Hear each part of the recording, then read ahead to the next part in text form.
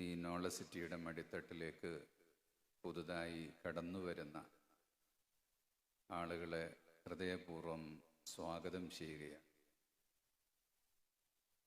Markaz knowledge city എന്നൊരാശയത്തെ രൂപപ്പെടുത്തുന്നതിൽ തന്നെ വലിയ പങ്ക് വഹിച്ചവരാണ് ലാൻഡ്മാർക്ക് വില്ലേജ് ഗ്രൂപ്പ്. അറിവിൻ്റെ കേന്ദ്രങ്ങൾ, ചികിത്സാലയങ്ങൾ, വാണിജ്യ കേന്ദ്രങ്ങൾ എല്ലാം ഉൾപ്പെടുന്ന ഈ ഒരു നഗരത്തിൻ്റെ വളരെ പ്രധാനപ്പെട്ട ഭാഗമാണ് താമസ സ്ഥലം. ത്വയ്ബ ഗാർഡൻ എന്ന പേരിൽ നാമകരണം ചെയ്തിട്ടുള്ള ഈ ലിവിങ് സ്പേസിൻ്റെ അതിൻ്റെ പൂർണ്ണമായ ഉത്തരവാദിത്വം ഏറ്റെടുത്ത് വളരെ ഭംഗിയായി ലാൻഡ്മാർക്ക് വില്ലേജ് അത് പൂർത്തീകരിച്ചു കൊണ്ടിരിക്കുകയാണ്. ഇനി 30 മാസങ്ങൾ കൊണ്ട് പൂർണ്ണമായും 32 മാസം കൊണ്ട് പൂർണ്ണമായും ഈ കെട്ടിടങ്ങൾ, താമസ സൗകര്യങ്ങൾ പൂർത്തിയാക്കി അടുത്ത ഒരു പദ്ധതിയിലേക്ക് നീങ്ങാനാണ് ലാൻഡ്മാർക്ക് ആഗ്രഹിച്ചുകൊണ്ടിരിക്കുന്നത്. അതിൻ്റെ സുപ്രധാന നേതൃത്വങ്ങളായ അരുൺകുമാർ, മിസ്റ്റർ അൻവർ രണ്ടുപേരെയും ഞാൻ ആദ്യമായി അഭിനന്ദിക്കുന്നു.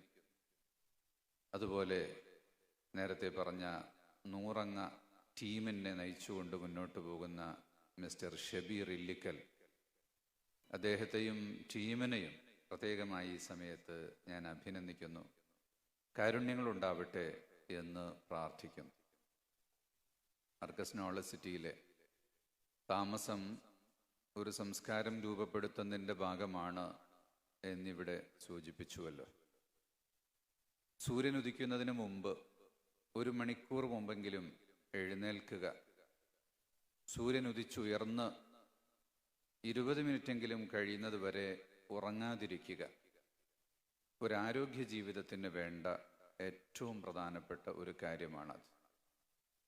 അത് സാധ്യമാക്കാൻ ഏറ്റവും എളുപ്പമാകുന്ന ഒരിടമാണ് മർകസ് നോളജ് സിറ്റി.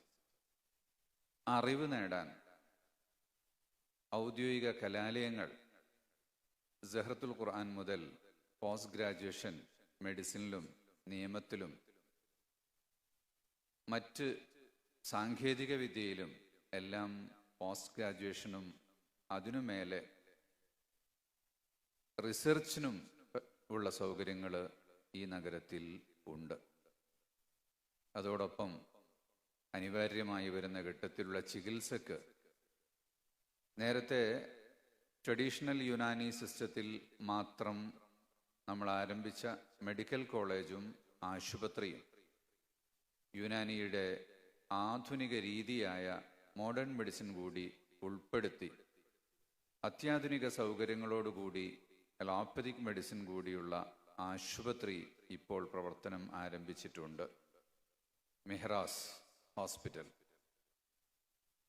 സാങ്കേതിക വിദ്യയിൽ ഇന്ന് ലോകം ഏറ്റവും മുന്നോട്ട് പോയിക്കൊണ്ടിരിക്കുമ്പോൾ ആർട്ടിഫിഷ്യൽ ഇൻ്റലിജൻസിൻ്റെയും റോബോട്ട്സിൻ്റെയും പരിശീലനവും നിർമ്മാണവും ആ രംഗത്ത് സ്റ്റാർട്ടപ്പുകൾ ചെയ്ത് മുന്നോട്ട് പോകാനും ഇവിടെ സാധിക്കുന്നു. ഇപ്പോൾ നടന്നു വരുന്ന ആ റോബോട്ടിക് ഫെസ്റ്റിൽ നിങ്ങൾക്ക് ചെന്നാൽ അതൊക്കെ കാണാൻ വേണ്ടി സാധിക്കും. ഹൈദരാബാദിലോ ഡൽഹിയിലോ മറ്റൊക്കെ പോയാൽ മാത്രം ലഭിക്കാവുന്ന ഒരു എക്സിബിഷനാണ് ഇവിടെ ലഭിക്കുന്നത്. 10,000-ഓളം പുസ്തകങ്ങളുള്ള ബുക്ക് സൂക്ക്, പുസ്തകങ്ങളുടെ ചന്ത ഇവിടെ നടക്കുന്നുണ്ട്. അറിവിൻ്റെ നഗരങ്ങളിൽ സംസ്കാരമുള്ളൊരു സമൂഹത്തിന് എപ്പോഴും ആവശ്യം പുസ്തകങ്ങളാണ്. കോഴിക്കോട് നഗരത്തിന് യുനെസ്കോയുടെ സാഹിത്യ നഗരം എന്ന് പറയുന്ന പുരസ്കാരം ലഭിച്ചത് നിങ്ങൾക്കെല്ലാവർക്കും അറിയാം. ഇന്ത്യയിൽ ഒരേ ഒരു നഗരമാണ് അങ്ങനെ അടയാളപ്പെടുത്തിയിട്ടുള്ളത്. 2 വർഷം മുമ്പ് 2019 മാർച്ച് 18-നാണെന്നാണ് എനിക്ക് തോന്നുന്നത്, കോഴിക്കോട്ട് വെച്ചൊരു ഹോട്ടലിൽ ഞങ്ങളൊരു സെമിനാർ നടത്തിയിരുന്നു. അതിൻ്റെ subject renaissance from Kuttichira to knowledge city എന്നായിരുന്നു. തെക്കേപ്പുറം എന്ന് പറയുന്ന അതിൻ്റെ ആസ്ഥാനമാണ് കുറ്റിച്ചിറ. 32 രാഷ്ട്രങ്ങളിൽ നിന്നുള്ള ആളുകൾ ഒരേ സമയത്ത് കോഫി കഴിച്ചിരുന്ന കുറ്റിച്ചിറ കുളത്തിൻ്റെ ചുറ്റും രൂപപ്പെട്ട ഒരു സംസ്കാരമുണ്ട്. സാമൂതിരി ചക്രവർത്തിയുടെയും ഷെയ്ഖ് ജിഫ്രി തങ്ങളുടെയും ഖാദി കുടുംബത്തിൻ്റെയും അറിവുകൾ പകരാൻ വേണ്ടി ആ ഒരു സംസ്കാരത്തെ ഒപ്പിയെടുക്കാൻ വേണ്ടി വന്നിരുന്ന ഗുജറാത്തികളും പഞ്ചാബികളും മറ്റ് വിദേശ രാജ്യങ്ങളിൽ നിന്നുള്ള ആളുകൾ കോഴിക്കോട്ട് ആ സമയത്ത് ജീവിക്കണമെങ്കിൽ ഒരാൾക്ക് ചുരുങ്ങിയത് 5 ഭാഷയെങ്കിലും അറിയേണ്ടിയിരുന്നു എന്നാണ് പറയുന്നത്. അതിന് നഗരം ശ്വാസം മുട്ടുമ്പോൾ വിശാലമാകുമ്പോൾ അതേ അർത്ഥത്തിൽ തന്നെ വരണം. അതിൻ്റെ 2ാം പതിപ്പാണ് നോളജ് സിറ്റി എന്നാണ് അന്നത്തെ സെമിനാറിൽ നമ്മൾ അവതരിപ്പിച്ചത്. ഇവിടെ ഇന്ന് ഹിന്ദി സംസാരിക്കുന്നവരുണ്ട്, ഇംഗ്ലീഷ് അറിയാത്ത ഹിന്ദിക്കാരുണ്ട്, ഇംഗ്ലീഷ് പറഞ്ഞാൽ മനസ്സിലാകുന്നവരുണ്ട്, മലയാളം മാത്രം അറിയുന്നവരും ഉണ്ട്.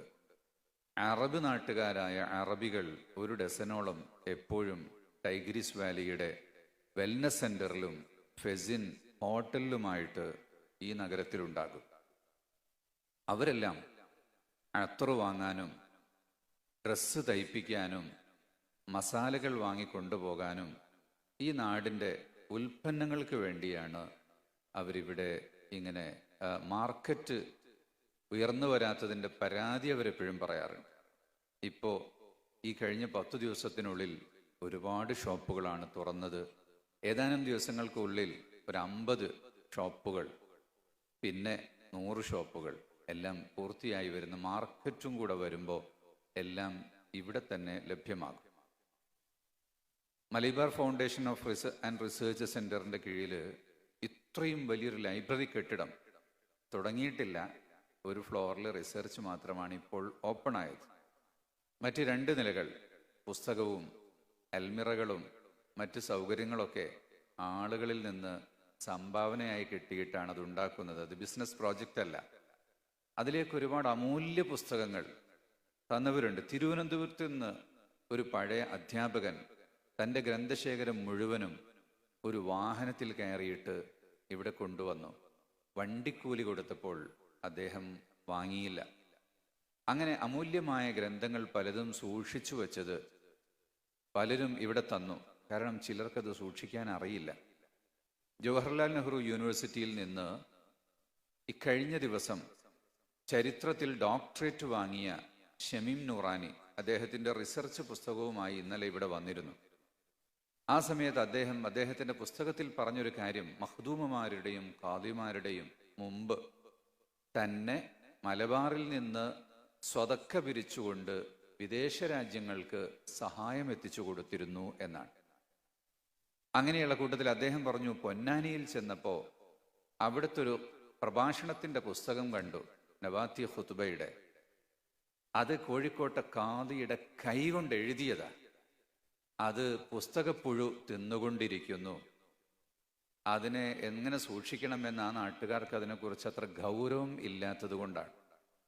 മർക്കസിന്റെ കീഴിൽ കിങ് ഫൈസൽ ഫൗണ്ടേഷനിൽ ട്രെയിനിങ് എടുത്തിട്ട് നശിച്ചു പോകുന്ന പുസ്തകങ്ങളെ എങ്ങനെ സംസ്കരിക്കാം എന്നതിനുള്ള പ്രത്യേക ട്രെയിനിങ് നേടിയ അബ്ദുറഹ്മാൻ സഖാഫി എന്ന് പറയുന്ന ഒരാൾ, അദ്ദേഹം ദുബായിലെ ജുബൈൽ മാജിദ് സെന്ററിലും അതുപോലെ പരിശീലനം നേടിയിട്ടുണ്ട്. അതുപോലെ അദ്ദേഹം ട്രെയിനിങ് കൊടുത്തൊരു ടീം മലബാർ ഫൗണ്ടേഷന് കീഴിൽ ഇവിടെ പ്രവർത്തിക്കുന്നുണ്ട്. 1000കണക്കിന് പൗരാണിക ഗ്രന്ഥങ്ങൾ നമ്മൾ ശേഖരിച്ചിട്ടുണ്ട്. ആ MFRD ആണ് മർക്കസ് നോളജ് സിറ്റിയിലെ മുഴുവൻ സ്ഥാപനങ്ങളിലെയും ലൈബ്രറികളിലേക്ക് ആവശ്യമായ പുസ്തകങ്ങൾ തിരഞ്ഞെടുക്കുന്നത്, അതിൻ്റെ ക്യൂറേഷൻ നടത്തുന്നത്. ഇനി ഓരോ വീടുകളിലേക്കും, നിങ്ങളൊക്കെ ഇന്ന് വീടും താക്കോലും നിങ്ങളെ കാത്തിരിക്കുകയാണ്. ഓരോ വീട്ടിലും ഒരു കൊച്ചു ലൈബ്രറി വേണ്ടതുണ്ട്. ഒരു ലൈബ്രറി വേണമെന്ന് പറയുമ്പോൾ എവിടെന്നെങ്കിലും കുറച്ച് പുസ്തകങ്ങൾ വാങ്ങിക്കൊണ്ടുപോയി വെച്ചാൽ പോരാ. വീട്ടുകാർക്ക് ആവശ്യമായ, അവർക്ക് പഠിക്കാൻ പറ്റുന്ന രീതിയിൽ അത്യാവശ്യമായ റെഫറൻസ് എന്തൊക്കെയാണ് വേണ്ടത് എന്ന് അറിവുള്ള ഒരാൾ തിരഞ്ഞെടുക്കണം. ആ ജോലി MFRD നിർവഹിക്കും. ഓരോ വീട്ടിലേക്കും ഒരു കൊച്ചു ഹോം ലൈബ്രറി സെറ്റ് ചെയ്തു തരാൻ ആവശ്യമായ പ്രോഗ്രാം അവരുടെ കീഴിലുണ്ട്. അതുപോലെ ഈ നാടിനെ നിർമ്മിച്ച 200 ആളുകളുടെ ചരിത്രം, അതിൽ 20 പൂർത്തിയായി. വിശ്വോത്തര പണ്ഡിതനായ ശാലിയത്തെ ഷിഹാബുദ്ദീൻ അഹമ്മദ് കോയ ശാലിയാത്തി അവരുടെ പുസ്തകമാണ് അവസാനം പുറത്തിറങ്ങിയത്. ഇനി അത് 200 സീരീസ് പുറത്തിറങ്ങാനുണ്ട്. അതുപോലെ ഈ നഗരത്തെ നിർമ്മിച്ച, മർക്കസിനെ നിർമ്മിച്ച, കേരളത്തിലെ ഏറ്റവും വലിയൊരു വിദ്യാഭ്യാസ സാമൂഹിക പരിഷ്കരണം നടത്തിയ സുൽത്താനുൽ ഉലമ ഉസ്താദ് അവരുടെ ആത്മകഥ MFRD ആണ്. ഇൻഷാ അല്ലാഹ് ഏതാനും മാസങ്ങൾക്കുള്ളിൽ, ഇൻഷാ അല്ലാഹ് മറ്റന്നാൾ അതിൻ്റെ പ്രീ പബ്ലിക്കേഷൻ ലോഞ്ച് ചെയ്യും. പിന്നെ ഒരു 1-2 മാസത്തിനുള്ളിൽ ആ പുസ്തകം പ്രസിദ്ധീകരിക്കും. അതിവിടുത്തെ അറിവിൻ്റെ ഉറവയാണ്. അതിൽ നിന്ന് ജാമിയുൽ ഫുതൂഹ് കേന്ദ്രീകരിച്ചുകൊണ്ട് നടക്കുന്ന അക്കാഡമി ഓരോ മാസത്തേക്കുള്ള ചെറിയ ക്ലാസ്സുകൾ ഓൺലൈനിലും ലഭ്യമാണ്, ഓഫ്ലൈനിലും. അപ്പം ഇവിടെ വന്നു പോകുന്ന തമിഴ്നാട്ടുകാരും കർണാടകക്കാരും മറ്റും പലരും പള്ളിയിൽ വന്നു പോകുമ്പോൾ അവർക്കെല്ലാം കേൾക്കാൻ പറ്റിയ ക്ലാസ്സുകൾ എല്ലാ സമയത്തും കൊച്ചു കൊച്ചു ക്ലാസ്സുകൾ ഉണ്ടാകും. പിന്നെ ഇവിടെ ഈ HTIയുടെ കീഴിൽ LED മുതൽ AC വരെ ഹോം അപ്ലയൻസസ് ഉണ്ടാക്കും എന്ന് നമ്മൾ പറഞ്ഞ, അതിലിപ്പോൾ മിക്സി ഉണ്ടാക്കി, വാക്കി ഡോക്കി ഉണ്ടാക്കി, സോളാർ പാനലുകളും ബൾബുകളും ഉണ്ടാക്കുന്നു. കേരളത്തിലെ മുഴുവൻ വീടുകൾക്കും മുഴുവൻ സ്ഥാപനങ്ങൾക്കും അവരുടെ ചെലവ് ചുരുക്കാൻ വേണ്ടി ഇപ്പോൾ AC വെച്ചുകൊണ്ടിരിക്കുന്ന ആരാധനാലയങ്ങളൊക്കെ അവർ ഫീസ് അടക്കാൻ കഴിയാതെ, കറണ്ടിന് പണമടക്കാൻ കഴിയാതെ പ്രയാസത്തിലാണ്. അതിനൊക്കെ ചെയ്തു കൊടുക്കാനുള്ള ഒരു ബിഗ് ടീമിനെ HTIന്റെ കീഴിൽ ഇവിടെ തയ്യാർ ചെയ്തുകൊണ്ടിരിക്കുകയാണ്. അവരിപ്പോഴും പല സ്ഥലത്തും ആ ഒരു പ്രവർത്തനം ഏറ്റെടുത്ത് പ്രവർത്തിക്കുകയാണ്. കോഴിക്കോട് പ്രശസ്തമായ വിശ്വോത്തര സ്വർണ്ണ ആഭരണ സ്ഥാപനമായ മലബാർ ജ്വല്ലറിക്ക് വാക്കി ടോക്കി കൊടുക്കാൻ കഴിഞ്ഞത് മർക്കസ് നോളജ് സിറ്റിയിലെ ഈ ഒരു സംരംഭത്തിനാണെന്ന് പറയുമ്പോൾ അതിൻ്റെ ഒരു വലുപ്പം നിങ്ങൾക്ക് മനസ്സിലാക്കാൻ വേണ്ടി സാധിക്കും. ഞാൻ ചുരുക്കുകയാണ്.